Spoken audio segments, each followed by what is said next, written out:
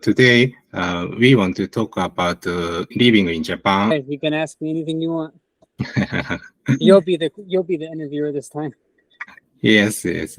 First, how long have you been in Japan? I think I have been in Japan for 10 years. So 10 years. 10 years ago, I started my job. Yeah, That's funny. it's same. Yep. What's interesting is I feel like I've been here longer. I It's feel like from- I've been here for like 20 years. What bring you to Japan? That's a hard question to answer. So, The first time I came here, actually, the very first time I came here, I got married here. Mary, yeah.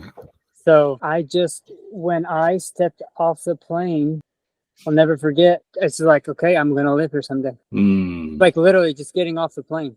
Just being in Narita airport, I was like, yep, I'm going to live here someday. So, because I think my wife, actually, she would have in some ways preferred to live in America. I wanted to come to Japan more than she did, Mm. which is kind of interesting. You were married, first step, so you are living in Yep, US. we lived in America, and I remember we were just having breakfast one morning, and I can't remember who said what, but one of us just said, you know what, let's just move to Japan. Mm.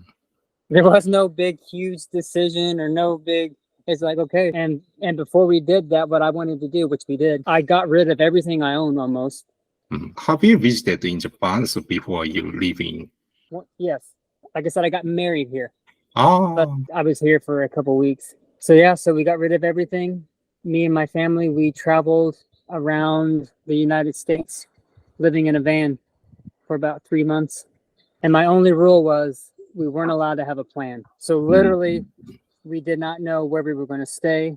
We had no idea. And we were traveling in a time when a lot of campgrounds weren't open. I packed everything I belonged in suitcases and moved to Japan. Well, I suppose overseas immigrate is hard. So you face something, a lot of problems, for example, culture or language, extra. Not really culture, to be honest with you. I mean, the language, but I think, and this is kind of hard to understand, I think, I don't enjoy learning languages. I don't like it. It's not fun. Mm. Like, I really don't enjoy it. Like, that's the only problem I've really struggled with. The culture, I'm fine. But like I was saying earlier, it's interesting though, because like I don't like anime, I don't like manga, I don't really like Japanese food. Like I don't eat fish, I don't like martial arts, I don't like Japanese movies. But I love Japanese people. Yeah, I sometimes meet people living in Japan, foreigners. The most foreigners like anime or manga. Yeah, I have They like something. no interest Yeah. whatsoever. Not that it's bad, it's just me personally, I have absolutely unequivocally no interest. But the strange thing is I absolutely love this country and I love the Japanese people. So it's very strange. Even for me, it's very strange. Okay, so what do you most favorite point in Japan? I think in Japan, you still have a sense of freedom. Where in America, even though America was founded off of, the Revolutionary War and freedom, you don't really have that anymore. Yeah. But I feel like in Japan, people just kind of still leave you alone, like in a good way. You have your privacy, you have your space. And that's one of my favorite. But people here are very friendly. They're very nice, especially once you learn. It's hard to explain to people, but like Japanese people, I've noticed because I've lived here long enough, just because they say something, they don't necessarily mean that. So a lot of times what a Japanese person says doesn't necessarily, that's not what they mean. There's a hidden language behind that. And I think that actually pisses a lot of foreigners off because they're like, well, he said this. Yeah, but he said this, but his body language said different.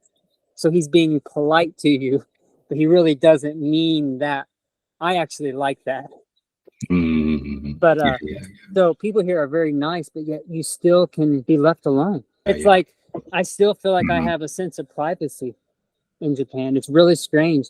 Where in America, I mean, all the gun violence and just the violence and the government control and just the way the country's going. I mean, Japan to me is an absolute amazing country to live in. America, so a lot of violence, gun trouble. Gun trouble and racism. And I'm not saying that Japan's perfect. Don't get me wrong. Every country has racism. But American me is completely different. I mean, even me, I've never really experienced racism. People have been shocked by my tattoos, but very quickly they don't care. Yeah. Especially here, like I've helped a lot of these farmers. They don't care. They just want help. They don't. I mean, a lot of them have actually kind of touched and tried to rub it off, and they're more curious than anything. Yeah. So I'm grateful that I can raise my kids here. Tattoo is afraid of people, but so a lot of Japanese feelings the overseas has tattoo is we don't have a opinion, I guess. I was actually reading an article. Actually, the Japanese government is actually trying to pass a law. So if you try to join the Japanese military and you have a tattoo, you can't join. Well, they're trying to change that law. And I was reading this Japanese professor. He was saying, actually, what was interesting, in the 18th century in Japan, tattoos were common. They weren't criminal. And it wasn't until Europeans came here. Yeah. And then they said that was ungodly and everything, that the stigma started. And then the Yakuza made it even worse. But actually, tattoos in Japan at one time wasn't a bad thing. For example, work in the near sea, all the stories, people working in sea, so there has a lot of tattoos. So because that tattoo show they were living. So it's almost like a passport. Like where you so passport. Yeah, very very interesting. And then plus where I live, I live in the mountains in a village. It's amazing. So I have an interest point. You choose a place, Nagano-ken. So so very inside the mountain. So I heard you prefer this country. Yes. When we first moved here, we lived in Tokyo. Oh my. Oh man, that's crazy. Tokyo's crazy. That's a crazy place because it literally never stops. And I've lived in Los Angeles. I've traveled all around America and different parts of Europe. But man, Tokyo is like, it literally never stops. There is just noise and light. I just no, I want to move to the mountains where there was a lot of snow. And somehow we found this place because I had never lived in a place like this before ever in my life. Never. Nor has my wife. So we drove down here. It's like 4.5, 5 hours away from Tokyo. And I remember it was really hot and it was a summer. But I saw the Alps, but the Alps didn't have snow on them really. But I was like, okay, let's try it. And then we moved here. And then I remember we both were like, did we just make a bad choice? We were actually nervous because we knew nobody. There was nobody around here. Yeah. So I suppose you are around a lot of deer or something animal rather than people. Yeah, well, we have neighbors, but it's especially actually as time goes on, the village is getting smaller and smaller, or people are moving out. So really, and I'm probably the youngest person here, and I'm 44. Yeah. But I've noticed definitely that the village is shrinking. The population is shrinking year by year. But we do have good animals. We have bears, deer, fox. Yeah. Owls, snakes. We got them all. Wild boar. Yeah, I have vacation house in the mountain. There are a lot of deer near vacation house. So I suppose so it is similar. And you can hear them at night too. You can hear them. They make a noise, almost like they're screaming. And you can hear the foxes at night, and you can hear the owls. I've seen a couple wild boar. They're huge. And then there's been some bear sightings, usually a couple times a year. Sometimes a bear come into the people's house, so it's dangerous. Yes, that's why it's good to have a big dog. So in Iwate prefecture, so bear come to barber and they try to cut their hair. That's awesome. And then actually we have monkeys here, believe it or not. There was a couple of monkeys a couple of years ago. So I don't know how the hell they got here because, my wife, we saw them big too. Japan is an interesting place, though. It is an interesting place. It's like you have the old and the new mixed. Because America doesn't have that. America is young. Japan is old. Yeah. Japan is very old. I mean, America, what you maybe have a building, maybe from the 1600s, maybe. So, Exactly. so like you can be like in like Tokyo and see like a skyscraper next to a shrine. So don't you live in countryside in America? No, well, I'm from a little small town. There was no black people, there was no Asians. It was just white people in a little small country town. I suppose in Japan, so it is rare white people in living countryside. The best part is when I'm driving my K truck. Yeah. That's too much. When a Japanese person sees me driving a K truck, they freak out. They freak out. I mean, you'll literally have people literally turn their head as I'm driving. And it's funny because, like I said, I know it sounds strange, especially since I don't speak that good Japanese. I forget that I'm white sometimes. Yeah. I mean, I've been here so long, and mind you, I've never been back to America. I've never been back, not one time. There are times, literally, I almost forget, oh yeah, that's right, I'm white. So I suppose so countryside Japanese language is a lot of unique accent. Yeah, I mean, and they just use words differently. It's interesting. I mean, I can actually understand a good amount of Japanese. I just don't practice speaking. I can speak enough to get by, but I just don't have an interest. Yeah. But yeah, I mean, this village is amazing. Now everybody just knows me, so it's nice. Have you ever felt something racism or something? I've had one time. You know, I'm at the point in my life where even if I did, I don't care. I really don't care. I mean, I'm sure there's people who don't like the fact that I'm here, but that's such a small percentage. And if anything, Japanese are good at hiding it anyways. So even if they felt that, I would never know it anyways. That's what I mean. And it's hard for people to understand. But a lot of times, so a lot of people will think that Japanese are two-faced. Japanese aren't, they're not two-faced. Got to remember that just because, so like if a Japanese person, so just because they invite you over to their house someday doesn't necessarily mean they really want you to come over to their house. Yeah. They're just saying that. They're not lying, but politeness here is so ingrained. So you got to learn how to read that person's body language. Yes. Which I think is awesome. I love it. Yeah. But but that could piss a lot of people off though. Like a lot of foreigners, I bet that gets them upset. I think so. A lot of Japanese people don't talk to strange people. No, they definitely don't come up to me. No, I mean, that's definitely, they don't come up to me. So that's where I'm still, you know, my mind is in America because I'm like, hey, how are you? That's how I was raised. You know, like I was raised to make eye contact. Yeah. But in Japan, if you make eye contact with somebody, that makes somebody feel uncomfortable. But see, in America, if you don't make eye contact, that's wrong. So I just got to the point now where I just wave. But here's the cool thing. Now everybody waves back to me. So when everybody sees me, now I got Japanese people waving to me. Even though when I was in Tokyo, I was around so many people, right? So many people. Yes. No one ever said hi. No one ever said hi. People were more, I hate to say it, but cold. You come to a village, there's hardly nobody, but people are more friendly, they're open, they're more nice. That's something that was a big difference between here and Tokyo. Tokyo, they didn't even want to say hi to you. They they didn't even want to have anything to do with you. I don't know if it's just people are so busy or just you have to do that to almost protect yourself mentally and emotionally, but that was a big difference.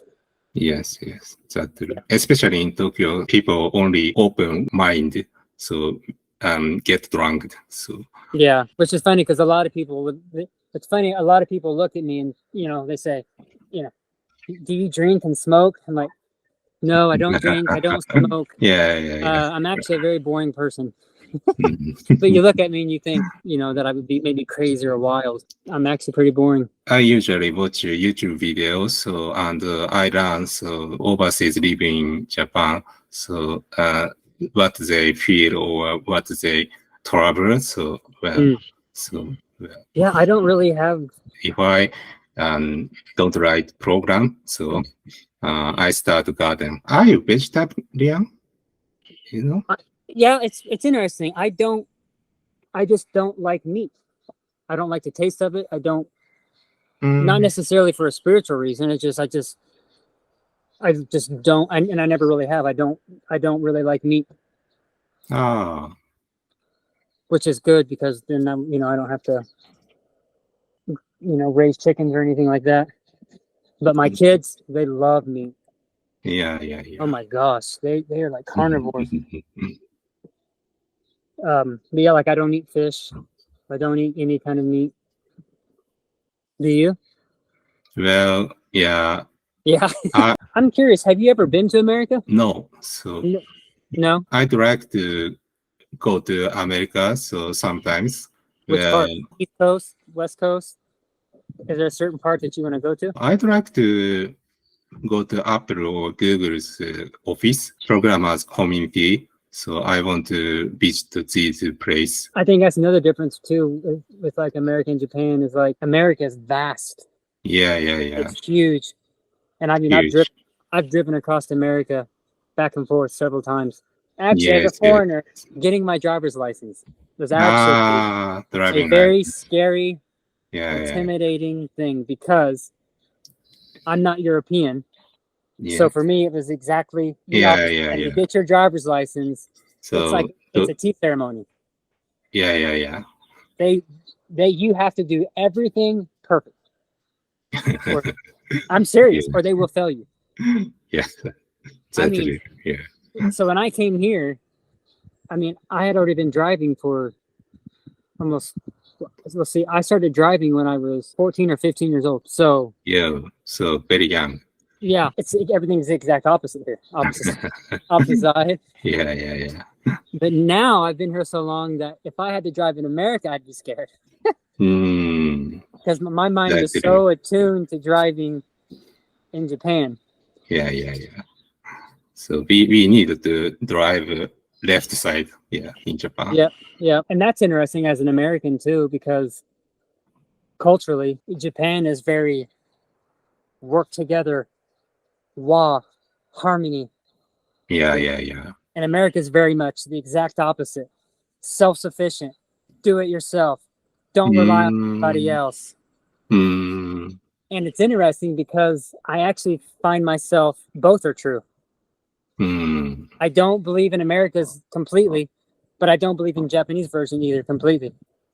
So there is strength in working together, but there's also strength of being self-sufficient and doing it yourself. I actually think I've changed as a human being by living in Japan because the culture is so different. Yes. It's made me question things that I was raised with my whole life.